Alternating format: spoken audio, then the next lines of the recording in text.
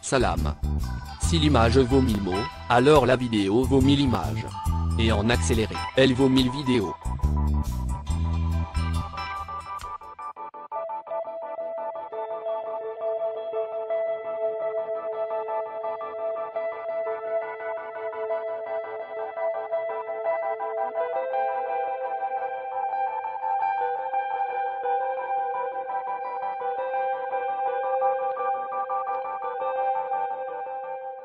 La Terre. On nous dit que la Terre est juste un gros ballon qui flotte en rotation sur son axe dans l'espace, à des milliers de kilomètres à l'heure, et qui fonce autour du Soleil, à plus de 100 000 km à l'heure, et qui siffle à travers la Voie lactée, à une vitesse de 800 000 km à l'heure. Entraîné par une galaxie qui va à une vitesse effroyable, de presque 2 millions de kilomètres à l'heure.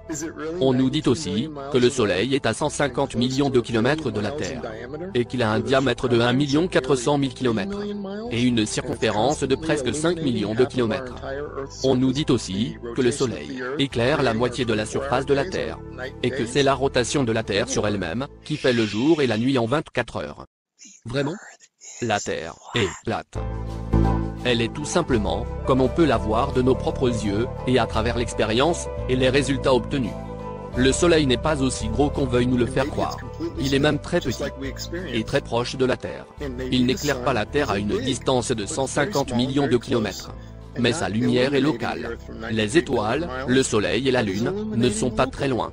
Ils tournent juste en cercle en dessus de nos têtes. Ils sont relativement très proches.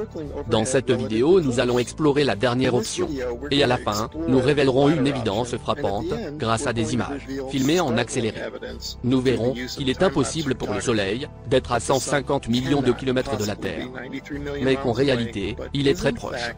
Et que sa lumière est localisée, en fonction du lieu où il se trouve, en tournant en cercle au-dessus de la Terre plane. Oh homme, regarde comment le Soleil vient vers toi. Boum. Je veux dire qu'il arrive. On le voit arriver suivant les lois de la perspective. Si vous regardez les tracés des chemtrails sur des images Google, vous remarquerez nettement qu'ils semblent perdre de la hauteur pour aller se fondre avec l'horizon. Ils sont à très haute altitude quand ils sont au-dessus de vos têtes. Mais au loin, ils paraissent perdre de la hauteur, jusqu'à ce qu'ils atteignent le point de fuite à l'horizon. Et c'est exactement ce qui se passe avec le Soleil. Lui aussi, est contraint aux lois de la perspective. Regardez, vous ne pouvez pas comprendre le comportement du Soleil, si vous n'arrivez pas à comprendre la perspective. Regardez bien ces images en accéléré. Le balayage du Soleil sur la Terre plate est magnifique. Il effectue de gros cercles en spirale, au-dessus de la Terre plane. Voyez comment il va de la droite. Comme s'il a été lancé par un joueur de boules.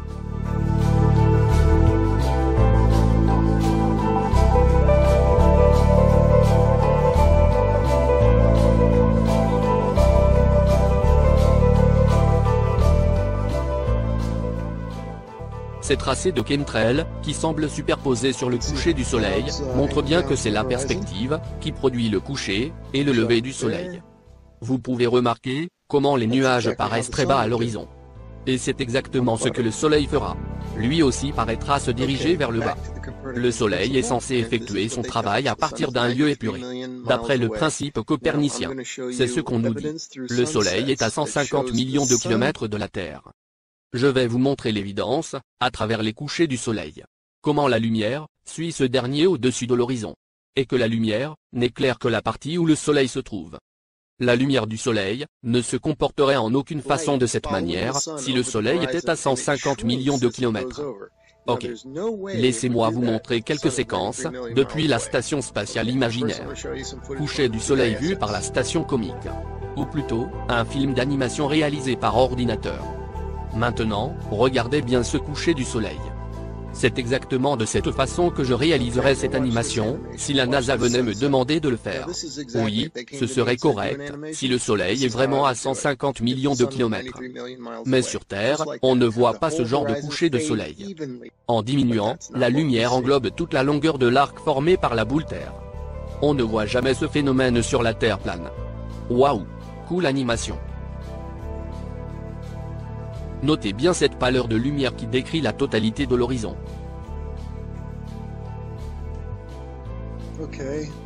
Ok. Maintenant, regardez comment la lumière quitte le sol en se levant, comme la page d'un cahier qu'on tourne. Cette magnifique séquence d'images nous montre bien que la lumière suit directement le déplacement du soleil. Ok. Je vais vous montrer maintenant comment le soleil circule au-dessus de la Terre, en créant un aspect horizontal. Si vous combinez ça avec la perspective, qui nous fait voir le soleil monter et descendre durant le coucher et le lever, vous aurez les 23,5 degrés. Les soi-disant 23,5 degrés de l'inclinaison de l'axe de la Terre toupie n'est rien d'autre que la perspective, et le circuit suivi par le soleil. Sur l'image en haut à droite, si on voit le soleil très bas à l'horizon, et si on le voit même sortir et s'enfoncer dans le sol, cela n'est dû qu'à la perspective. En réalité, le soleil garde toujours la même hauteur par rapport à la Terre. Comme vu sur l'image d'en haut à droite. L'observateur voit le soleil sortir du sol au lever, et s'enfoncer dans le sol au coucher. Voici d'autres images qui montrent le soleil balayer un cercle très large, avant de paraître s'enfoncer dans le sol.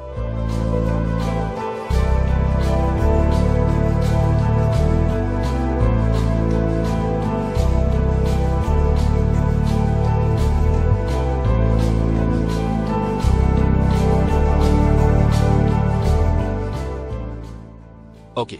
Voici un phénomène qui peut vous donner à réfléchir sur le comment expliquer cela sur Terre plane. Cette séquence est prise depuis une région en Alaska durant l'été. Le soleil paraît monter et descendre. La raison pour laquelle le soleil se comporte ainsi dans cette ville en Alaska, c'est parce que l'endroit n'est pas au centre du cercle solaire. En d'autres termes, le soleil est en train d'effectuer un grand cercle. Et la ville n'est pas au centre du cercle. Alors le soleil est tantôt loin, tantôt proche de l'observateur, qui suit le soleil avec sa caméra. Et du fait que le soleil s'éloigne et se rapproche de l'observateur, il paraît monter et descendre dans le ciel. Il paraît aussi grossir, ensuite diminuer de taille. Quand le soleil est plus proche, il est plus élevé et plus gros. Quand le soleil est plus loin, il est plus bas et plus petit. Le petit point en rouge, sur la carte de la Terre plate, marque l'endroit où se trouve l'observateur. Plus proche, plus haut. Plus loin, plus bas. Plus proche, plus haut. Plus loin, plus bas.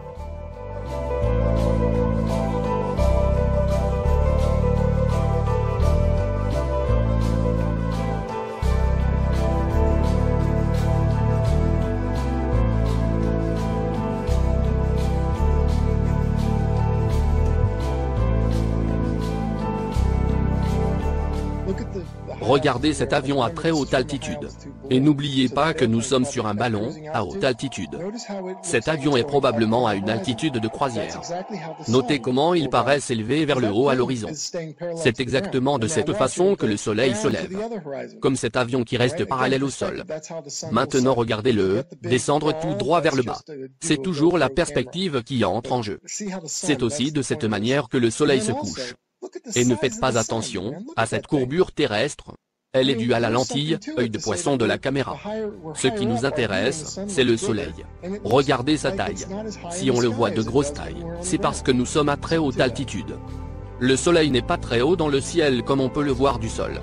Étudions cette option plus profondément. Le soleil paraît plus gros quand il est filmé d'une hauteur plus élevée.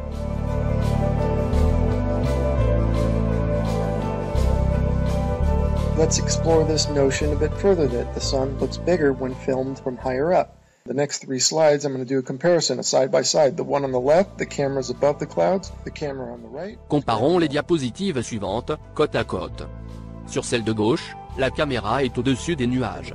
Celle de droite, la caméra est au niveau du sol. La caméra au-dessus des nuages est à peu près à une hauteur de 1600 mètres ou plus. Et si le soleil paraît plus proche de la caméra, c'est probablement parce qu'il est réellement plus proche de la caméra.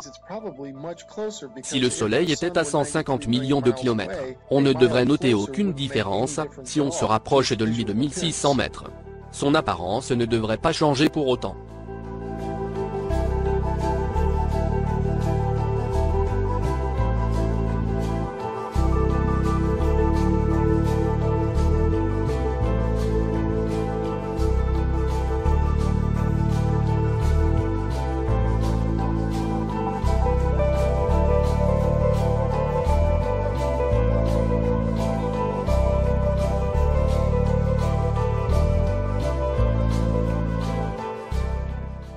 Est-il plus proche, plus bas, et plus gros?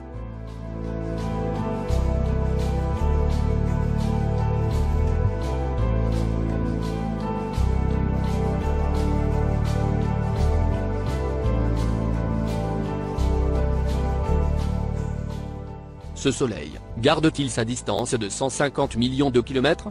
Ou bien, est-il tout proche, et se rapproche de la caméra?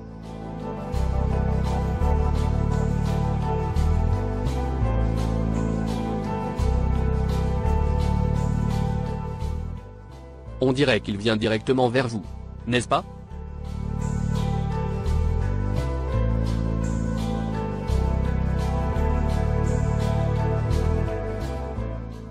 Un soleil en croisière sur une terre plane.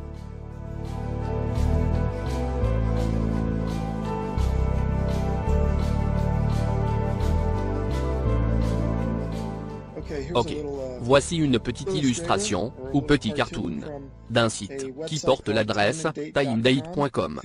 C'est très drôle de voir une parfaite illustration du lever et du coucher du soleil, concordant avec la Terre plate. Ou bien, c'est dû à la perspective? Vous pouvez noter que le soleil se lève en dessous de l'horizon, et se couche en dessous de l'horizon. Comment est-ce possible? Je peux voir maintenant, le soleil se lever et se coucher, suivant la perspective. Mais comment peut-il disparaître en dessous de l'horizon? Ma théorie à propos de cela, c'est parce que, c'est dû au fait, que toutes les lignes parallèles, convergent au même point, vers l'horizon au niveau des yeux de l'observateur. Et cela en accord avec la perspective. Je ne réaliserai pas cet exemple, si en fait, les lignes ne convergent pas visuellement, au niveau de vos yeux. Au point de fuite de l'horizon, les lignes divergent. Ainsi, le tracé du soleil continue vers le bas, comme vous pouvez le constater sur cette illustration. Ici donc, les lignes arrivent au point de fuite à l'horizon, ensuite, vont se répartir et se séparer. Comme un éclatement au niveau de l'horizon.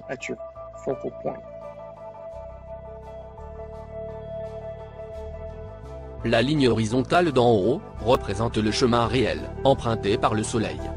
Celle d'en bas qui forme un angle pointant vers le haut, est le chemin du soleil visible par l'observateur au sol.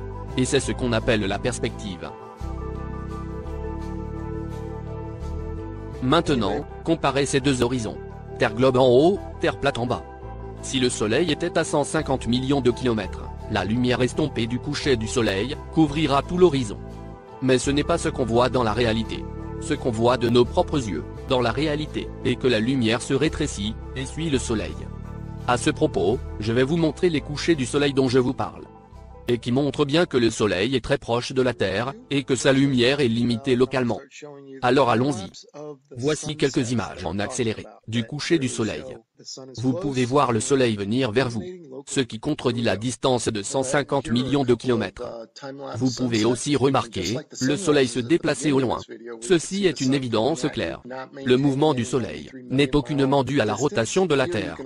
Un soleil qui est à une distance de 150 millions de kilomètres ne peut effectuer de tels mouvements observables. Donc, ce mouvement est dû au déplacement du soleil, au-dessus d'une Terre plane.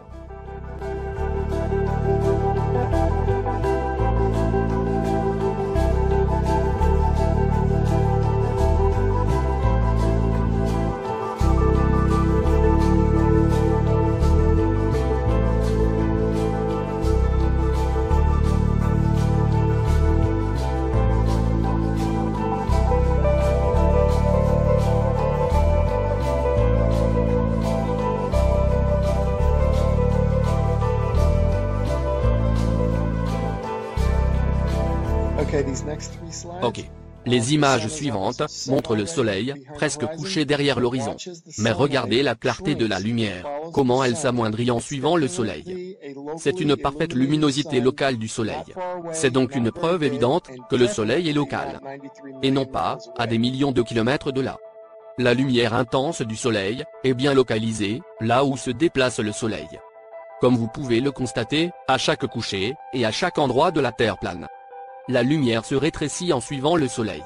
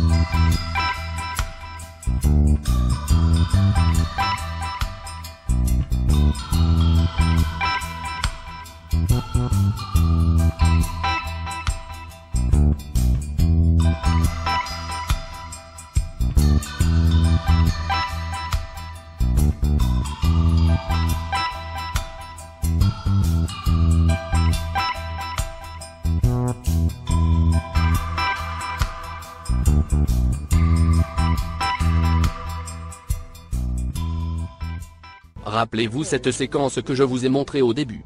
Le Soleil se déplaçant en cercle sur la Terre plate, avec un balayage sur la droite. Comme une balle projetée par un joueur de boules. Ok. Maintenant, je voudrais que vous prêtiez attention à la façon dont la lumière suit le Soleil. La lumière est plus intense, là où le Soleil est localisé. Alors regardez.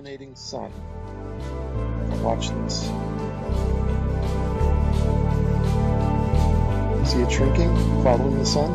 You do not get that if the sun is 93 million miles away. The entire horizon should fade evenly. Just like this supposed shot taken from space of the Earth. You can clearly see the way they depict it. They depict the demarcation between day and night, or light and dark, as a long straight line. Ce comportement de la lumière du disque ne peut être observé si le Soleil était à 150 millions de kilomètres. Tout l'horizon du globe serait uniformément illuminé, comme supposé sur ces images, prises soi-disant à partir d'un espace imaginaire de la NASA.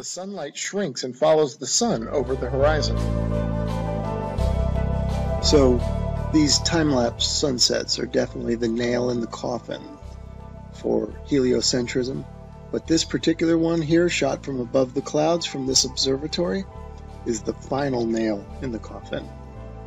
Look at how the sun just shrinks and the light shrinks to nothing. Vous pouvez clairement voir le chemin représenté, qui décrit la démarcation entre la nuit et le jour, par cette longue ligne droite. Ce qui fait que la totalité de l'horizon, du coucher du soleil, est décrite par cette longue ligne. Encore une fois, ce n'est pas ce qu'on observe dans la réalité, comme vu sur les séquences vidéo précédentes.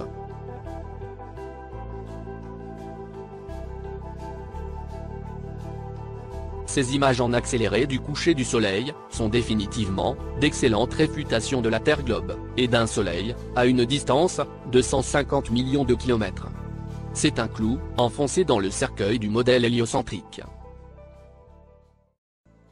That's only possible with a small sun, close, not very high. La particularité de cette séquence, c'est qu'elle a été prise de cet observatoire, élevé au-dessus des nuages. C'est le clou final, qui clôt le cercueil de l'héliocentrisme. Regardez comment le soleil se rétrécit, et sa lumière diminue. Ce n'est pas ce qu'on voit sur le modèle de la Terre toupie. Si ceci n'est pas une preuve pour vous, vous devez enlever le bandeau qui vous aveugle.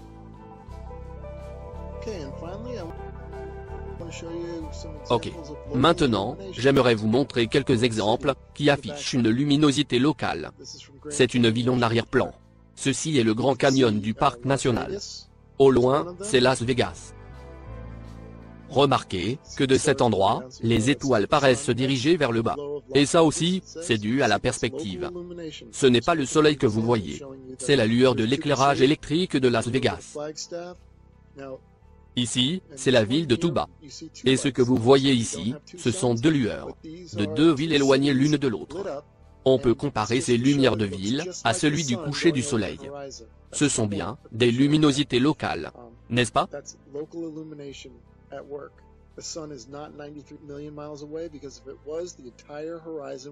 Rien à voir avec cela. L'horizon représenté sur cette boule Terre serait correct si le soleil était à 150 millions de kilomètres. Malheureusement pour les globistes, ce n'est pas le cas. Ce que nous avons en réalité, c'est un petit soleil en croisière au-dessus, avec sa lumière très proche de la Terre. Merci de votre attention. Salam.